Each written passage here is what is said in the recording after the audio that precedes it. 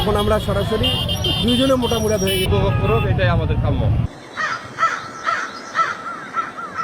মধু মধু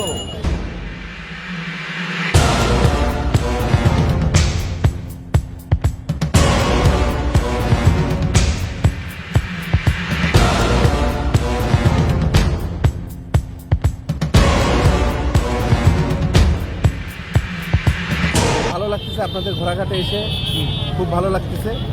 আগে তো এরকম প্রচলন ছিল না যে ঈদের দিন সবাই ব্রিজে আসবে, এটা হয়তো রিসেন্ট কিছুদিন হলো চালু হয়েছে।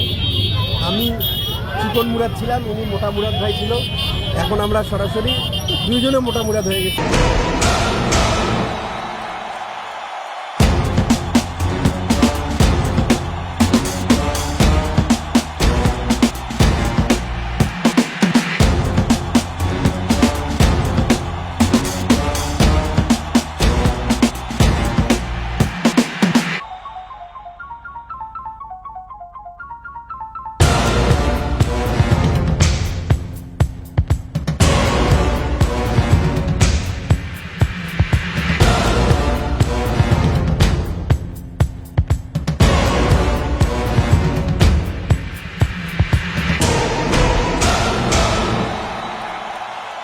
সবাই শান্তিপূর্ণভাবে যেহেতু উপভোগ করুক, এটাই আমাদের কাম্য।